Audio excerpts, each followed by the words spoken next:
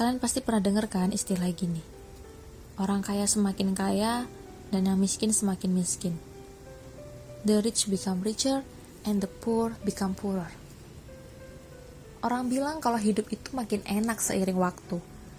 Padahal ini gak berlaku buat semua orang. Orang miskin, buat mereka hidup makin susah. Pada faktanya, pendapatan orang kaya dan orang miskin sejak tahun 1970 sampai saat ini memang masih sangat kontras. Mengutip dari data 1%, pendapatan orang miskin sejak tahun 1970 cenderung stagnan. Sementara, pendapatan orang-orang kaya naik hingga 3 kali lipat. Pastinya ada beberapa faktor yang mempengaruhi bagaimana orang kaya bisa tetap mempertahankan dan menambah kekayaan, sedangkan orang miskin cenderung stuck di tempat. Yang pertama, kemampuan membeli aset. Menurut kalian kenapa orang kaya bisa tetap kaya sampai keturunannya? Jawabannya sudah pasti, mereka akan mewariskan kekayaan baik itu dalam bentuk uang, saham, bahkan koneksi kepada anak dan cucunya. Sehingga anak cucunya sudah punya modal cukup untuk bekal mereka menambah kekayaan.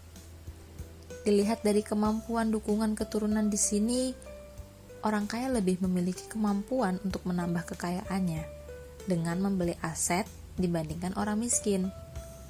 Jangankan untuk membeli aset, untuk memenuhi kebutuhan hidup sehari-hari aja, orang miskin akan kesulitan. Mereka cenderung bekerja dan mendapatkan upah untuk hidup di hari itu. Hal inilah yang membuat mereka tidak memiliki kemampuan untuk meningkatkan taraf hidupnya dengan membeli aset. Pertanyaannya, kalau nasib kita tergantung sama warisan dan keturunan kita, gak akan pernah bisa kaya dan jadi masyarakat elit dong. Betul, dan sudah terjadi berulang kali seperti itu. Karena gini, orang kaya gak cuma mewariskan uang atau koneksi ke anak-anaknya. Mereka juga mewariskan satu hal penting yang less likely dimiliki dan diwariskan oleh orang-orang miskin. Apa itu?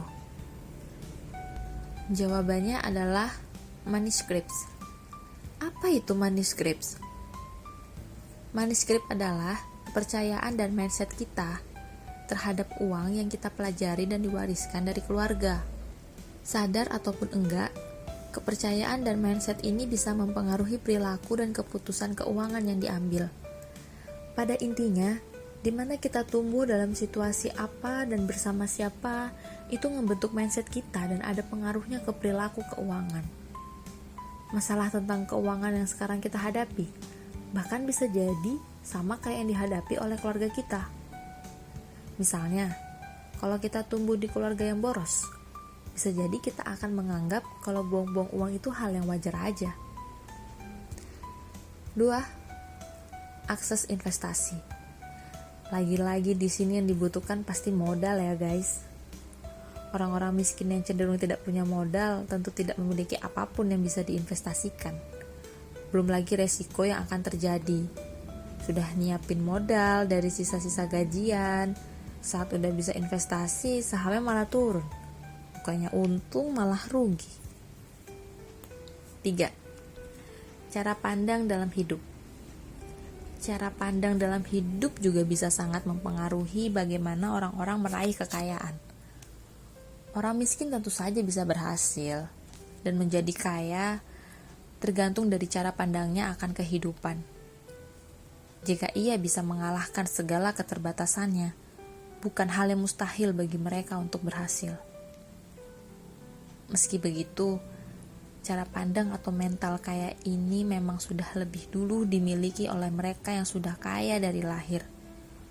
Orang-orang kaya cenderung memiliki cara pandang yang kuat ketika menginginkan sesuatu.